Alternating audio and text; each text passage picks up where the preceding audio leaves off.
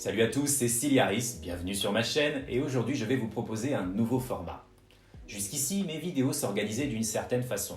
Une thématique générale, une problématique et un développement en plusieurs parties pour y répondre. Dorénavant, en plus de ces vidéos, je vous propose les BDB ou brefs de biologie où à chaque fois j'aborderai une notion particulière de biologie pour l'expliquer et la définir de la manière la plus brève possible. Mais ne nous éternisons pas en introduction, passons directement au sujet.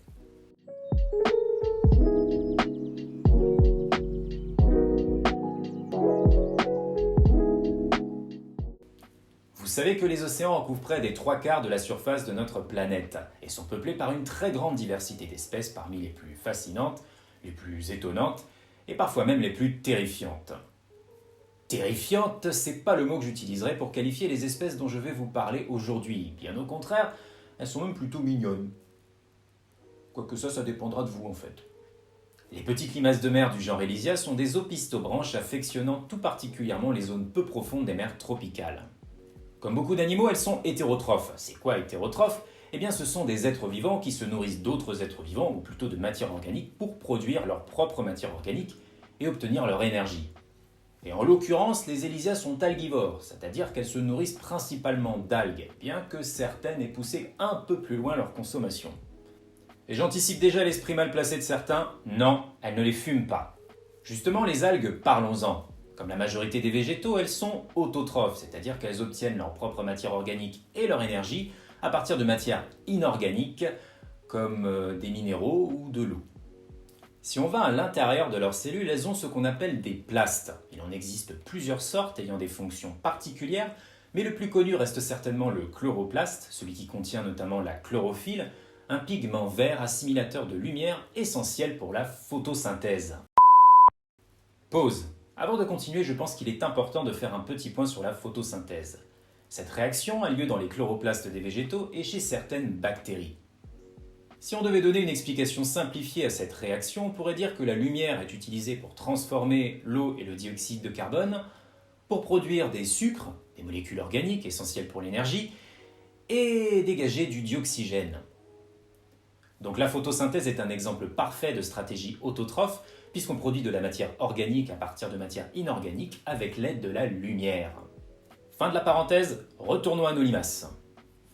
Chez certaines espèces parmi nos petites Elysia, les chloroplastes provenant des algues consommées ne sont pas digérés, mais conservés au sein de leur cavité digestive ou même transférés dans certaines de leurs cellules, si on en croit certaines sources. Quoi qu'il arrive, on retrouve souvent les chloroplastes au sein des parapodies, ces espèces de lobes qu'on retrouve sur le dos des limaces et qui ressemblent, à s'y méprendre, à des algues d'ailleurs.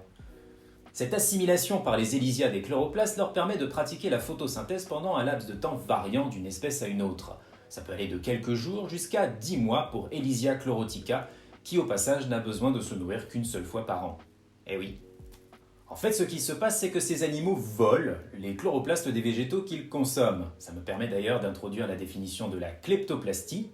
C'est la particularité d'un organisme vivant hétérotrophe à s'accaparer les plastes provenant d'un organisme végétal autotrophe afin d'acquérir la capacité de pratiquer la photosynthèse. Et au passage, les plastes volés sont surnommés kleptoplastes. Et ouais, pas de déçu, chacun a son petit surnom. Quant à nos petites voleuses d'Elysia, elles deviennent mixotrophes, puisqu'elles sont hétérotrophes quand elles consomment des algues, et autotrophes quand elles pratiquent la photosynthèse par le biais de la kleptoplastie. Kleptoplastie est un phénomène qu'on ne retrouve pas seulement chez les Elysia, même si c'est l'exemple le plus connu. On a aussi un autre ordre de limaces de mer, les nudibranches, il y a des espèces de petits vers plats, ce sont des planaires.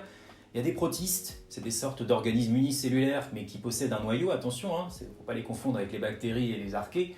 Enfin bon, on ne va pas se perdre dans les méandres de la classification, pour l'instant en tout cas, ça sera pour une prochaine vidéo. Mais du coup, après tout ça, vous allez peut-être vous poser quelques questions. L'une d'entre elles, ça pourrait être, est-ce que nous ne sommes pas en train d'assister à un véritable bond évolutif ? Est-ce que d'ici quelques centaines, voire des millions d'années, les descendants de nos petites limaces chapardeuses n'auront pas trouvé le moyen de conserver les chloroplastes à l'intérieur de leurs cellules, devenant ainsi des animaux pleinement photosynthétiques ? Et à cette question fort pertinente, je vous donnerai une réponse tout autant pertinente. On ne peut pas prédire ce genre de choses, mais ce qui est sûr, c'est qu'acquérir la capacité de pratiquer la photosynthèse au travers des chloroplastes nécessite une adaptation jusque dans le code génétique. Et c'est ce qu'ont fait les Elysia. Elles ont inclus dans leur ADN le code permettant la pratique de la photosynthèse qui, au passage, est le même que celui que l'on retrouve dans l'ADN des algues. Et c'est tant mieux, puisqu'autrement la kleptoplastie pourrait s'avérer dangereuse. Vous vous souvenez que la photosynthèse libère du dioxygène, et même si on en a besoin pour respirer, en balancer dans les cellules sans avoir la main sur sa concentration peut s'avérer toxique, jusqu'à carrément tuer la cellule. Mais ça, c'est une autre histoire. On va s'arrêter là. J'espère que cette vidéo vous a apporté quelque chose. En attendant, pour vous quitter, je vais vous proposer une petite question. Les coraux, pour la plupart, sont des animaux qui bénéficient aussi de la photosynthèse. Quelle est selon vous la différence entre l'activité photosynthétique chez les coraux et la kleptoplastie? J'attends vos réponses en commentaire. À très bientôt!